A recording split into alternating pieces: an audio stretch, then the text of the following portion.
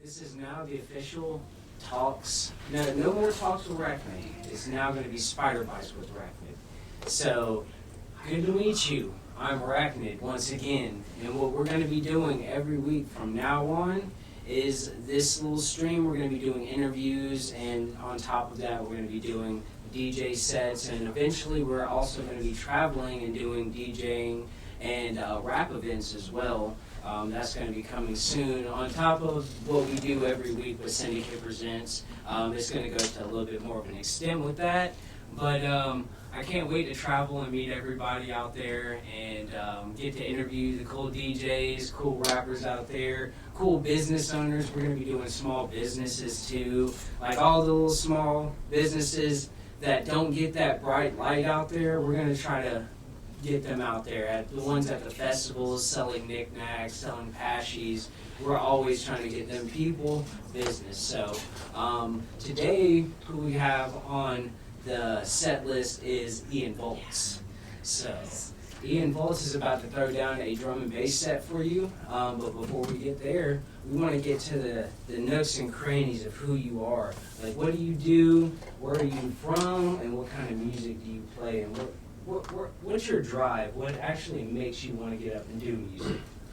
Well, ever since I started my music career in 2012, I've always been inspired by electronic music. I was a drummer before I got into doing DJing and music production. I started doing Ableton first for about a year, and then I picked up DJing a year later, and I've played at many clubs and quite a few festivals over the years. What's been your favorite festival so far, or event? Well, hard to say. I have quite a few favorites. I would say my top favorites were Imagine 2019, and I also really liked Goddess Awakening this year, lovely festival. And Bloom was also really cool. I just got back from that this past weekend. Yeah. So. Yeah. See, he's doing what we're slowly picking ourselves up to do. If you didn't know, we lived normal lifestyles prior to. We're heavy musicians, of course, but normal lifestyles, and we want to get on that choo-choo train of festivals.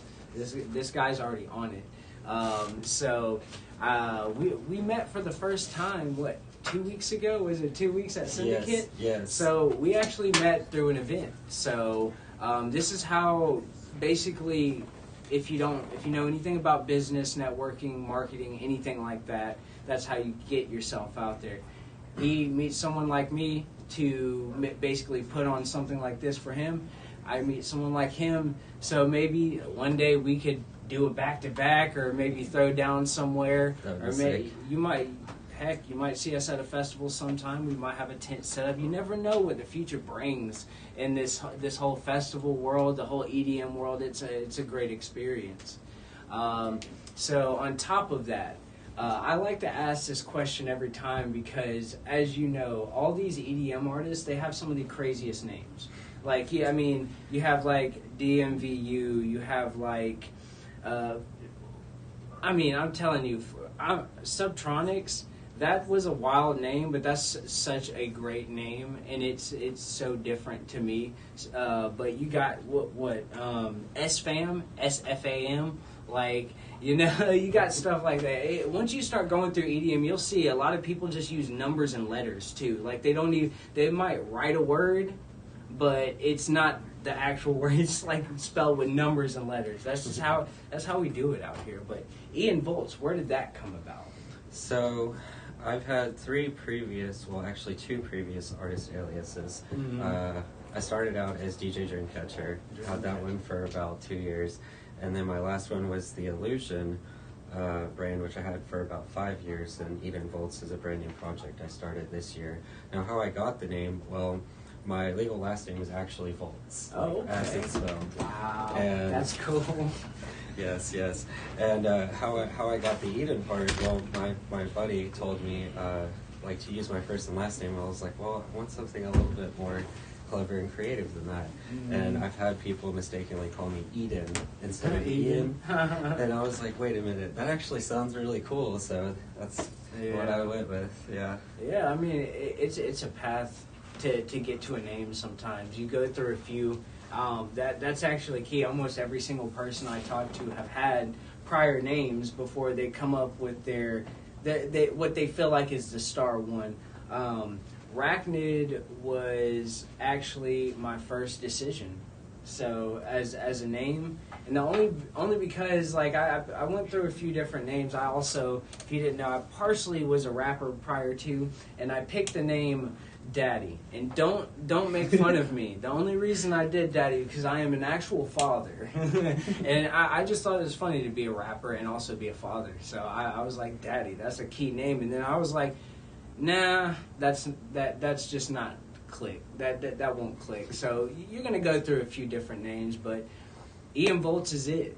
I think you need to click with that because I like it. I love the name for sure. And another thing is like a lot of artists have different, like the same names. Oh, so yeah. sometimes it's hard to find other artists if they all have the same names too. Oh my So gosh. that's another reason why I went with this brand, because I'm the only one with this name. So Yeah, if you look me up on the internet, you'll find me. Ian Voltz. There you go. Hey, remember copyrights. Always look prior to making a name.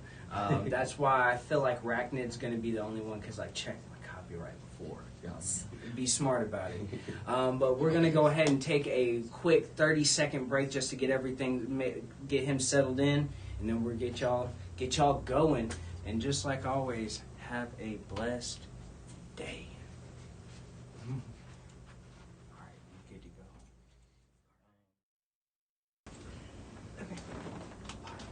Okay, good. How's it going? We're back. And we have a new artist coming in for you guys. He has not been here before, so welcome. Stay true. He is actually a local here in Atlanta, and we're all about our locals. We're all about the local scene. That's what we do. The underground, that's where we're from. That's what we do. So first thing we're going to get into, we just want to let these people know who you are, what you're about, where you're from, and basically your influences. So, where I'm from, originally from the south side of Atlanta, born off of Cleveland Avenue. Basically lived my whole life throughout the south side of Atlanta.